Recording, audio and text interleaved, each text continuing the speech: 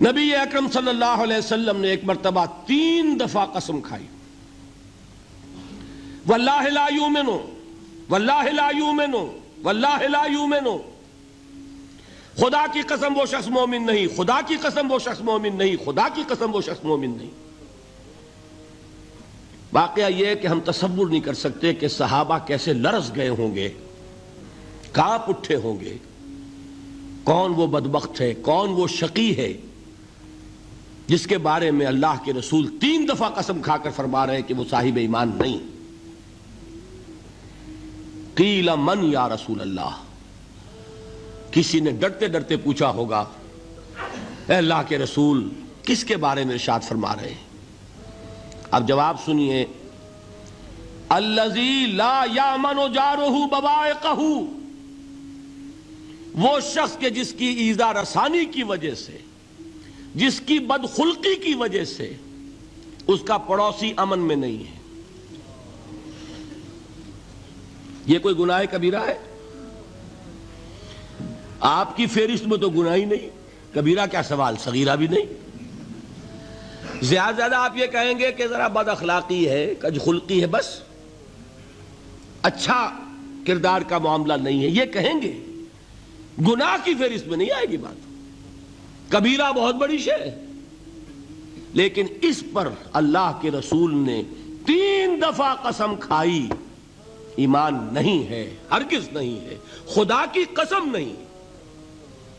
اب بتائیے ایمان اور عمل علیحدہ ہو جائیں گے کیا؟ یہ ہے مسئلہ جو امام بخاری کے سر پہ ہے۔ اور سنیے، فرمایا حضرت انس ابن مالک نے، یہ روایت جو میں نے آپ کو ابھی سنائی ہے یہ کوئی ایسی ویسی روایت نہیں ہے، متفق علیہ ہے، بخاری اور مسلم دونوں میں موجود، اس سے اونچا درجہ روایت کا ہے ہی نہیں۔ راوی کون؟ ابو ہریرہ رضی اللہ تعالی، ان کی والدہ لے کر حاضر ہو گئیں، یہ بچہ حضور آپ کی خدمت میں رہے گا، آپ کی خدمت کرے گا، آپ کے پاس رہے گا، ٹھیک ہے۔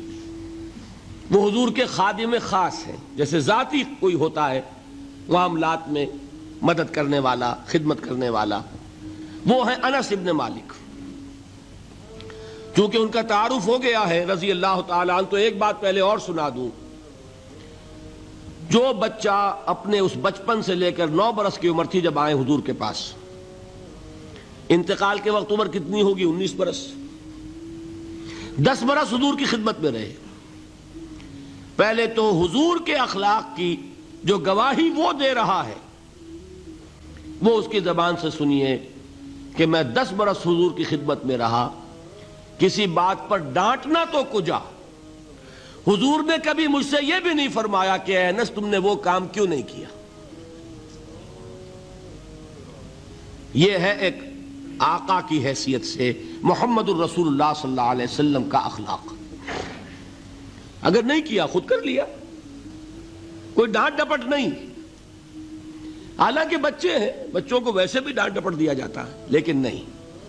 اب ان صحابی کی ایک گواہی سنیے، قلما خطبنا رسول اللہ صلی اللہ علیہ وسلم الا قال، فرماتے ہیں کہ شاذ ہی کبھی ایسا ہوا ہوگا کہ حضور نے کبھی خطبہ ارشاد فرمایا ہو اور اس میں یہ الفاظ نہ ہو۔ الفاظ سمجھ رہے؟ جب بھی خطبہ دیتے تھے آپ یہ الفاظ ضرور فرماتے تھے، شاذ کبھی رہ جائے تو رہ جائے، قلما خطبنا رسول اللہ صلی اللہ علیہ وسلم الا قال، کیا فرمایا؟ لا ایمان لمن لا امانت لہ ولا دین لمن لا عہد لہ، جس شخص میں امانت داری نہیں اس کا کوئی ایمان نہیں، جس میں ایفائے عہد نہیں اس کا کوئی دین نہیں۔ بنا پھرتا ہو وہ دیندار، بنا پھرتا ہو وہ صاحب ایمان اور امتی حضور کا، امانت داری نہیں تو ایمان نہیں، ایفائے عہد نہیں تو دین نہیں۔ کس کا فرمان ہے؟ کسی آج کے زمانے کے مفتی کی بات نہ سمجھ لیجئے گا کہ جس کو آسانی سے آپ چاہیں تو رد کر دیں، یہ محمد الرسول اللہ صلی اللہ علیہ وسلم کا فرمان۔ اور سنیے پھر ایک متفق علیہ روایت بخاری اور مسلم کی، راوی پھر کون ہے؟ ابو ہریرہ رضی اللہ تعالیٰ عنہ۔ فرماتے حضور نے ارشاد فرمایا لا یزنی الزانی حین یزنی وہو مومن ولا یسرق السارق حین یسرق وہو مومن ولا یشرب الخمر حین یشرب وہو مومن. کوئی زانی حالت ایمان میں زنا نہیں کرتا. کیسے ممکن ہے؟ ایمان ہو اور زنا ہو جائے، پھر وہ ایمان دھیلے کا ہوا؟ کیا قدر و قیمت اس ایمان کی؟ وہ تو اٹھا کر پھینک دینے کی چیز ہے. ایمان اور اخلاق پہ اثر انداز نہ ہو، ایمان اور کردار کو نہ بدلے، ایمان اور عمل کو نہ بدلے تو کس مرض کی دوا؟ پھینکو اٹھا کر. نہیں ممکن کہ ایمان ہو اور زنا ہو، نہیں ممکن کہ ایمان ہو اور چوری ہو. لا یسرق السارق حین یسرق وہو مومن. کوئی چور حالت ایمان میں چوری نہیں کرتا، کوئی شرابی حالت ایمان میں شراب نہیں پیتا. ولا یشرب الخمر حین یشرب وہو مومن. کوئی شراب پینے والا وہ مومن نہیں ہوتا جب وہ شراب پی رہا ہوتا ہے، اس وقت اس کے دل سے ایمان نکل جاتا ہے. اب دیکھیے یہاں کیا میں نے کل بتایا تھا نا، مغالطے کیا ہو گئے؟ مغالطے یہ ہو گئے کہ اس کو سمجھ لیا قانونی بات. یہ قانونی بات نہیں ہے، وہ قانونی ایمان کی بات نہیں ہو رہی، یہ حقیقی ایمان کی بات ہو رہی. قانونی ایمان کی بات ہو تو یہ کافر ہو گیا. پھر کافر نہیں ہے. قانونی ایمان کا دار و مدار قول پر ہے. یہ وہ حقیقی ایمان ہے، قلبی یقین والا ایمان. اس کے بارے میں فرمایا جا رہا ہے وہ دل سے نکل جاتا ہے تو گناہ ہو سکتا ہے.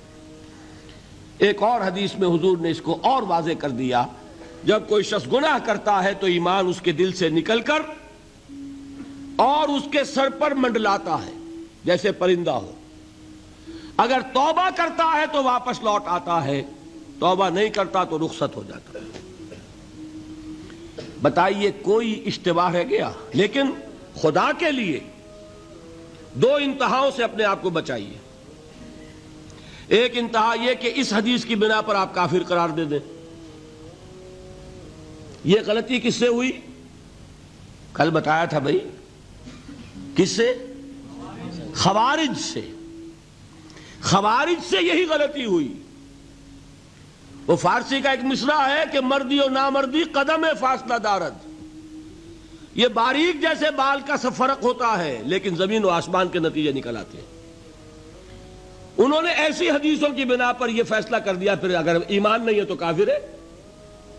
کتنا یہ آسانی سے نتیجہ نکل آیا. ایمان نہیں ہے تو کافر ہے. لا ایمان لمن لا امانت لہو. کوئی شخص امانت میں خیانت کرتا ہے تو اس میں ایمان نہیں ہے، ایمان نہیں ہے تو کافر ہے. کافر ہے تو مرتد ہے، مرتد ہے تو واجب القتل ہے. کہاں سے کہاں بات پہنچ گئی؟ بہت بڑی غلطی، بہت بڑی گمراہی.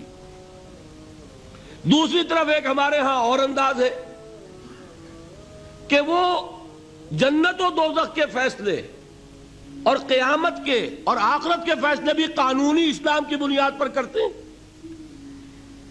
انہیں یہ سمجھ لینا چاہیے یہ قانونی اسلام دنیا میں مفید ہے، آخرت میں وہ یقین والا ایمان ہوگا تو مفید ہوگا.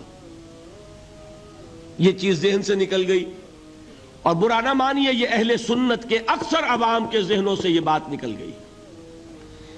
وہ یہ سمجھتے ہیں ہمارے پاس سرٹیفکیٹ ہے، ہم مسلمان ہیں، مسلمان ہیں تو صاحب ایمان ہے، صاحب ایمان ہے تو جنت ہم پر واجب اور دوزخ ہم پر حرام. یہ آپ کے دل میں لکھا ہوا ہے کہ نہیں؟ جب دل میں یہ لکھا ہوا ہوگا تو پھر کرو گناہ. کیوں نہ کرو؟ کیوں حرام خوری نہ کرو؟ کیوں رشوتیں نہ لو؟ کیوں بددیانتی نہ کرو؟ جبکہ دوزخ تو آپ پر حرام ہے ہی ہے، آپ کو کوئی چیز نقصان پہنچا ہی نہیں سکتی. یہ مرجیہ کا عقیدہ تھا اصل میں. یہ دوسری انتہا تھی جو آج اہل سنت کے اکثر لوگوں کے دلوں میں بات بیٹھ گئی، عوام کے اندر، جہلا کے اندر. ان دونوں چیزوں سے بچیے. تیسری ایک غلطی کی اہل تشیع نے. انہوں نے کیا غلطی کی؟ ایمان اور اسلام کے فیصلے دنیا میں کرنے لگ گئے. فلاں مومن تھے، باقی سب مسلم ہی تھے اور باقی سب منافق ہی تھے.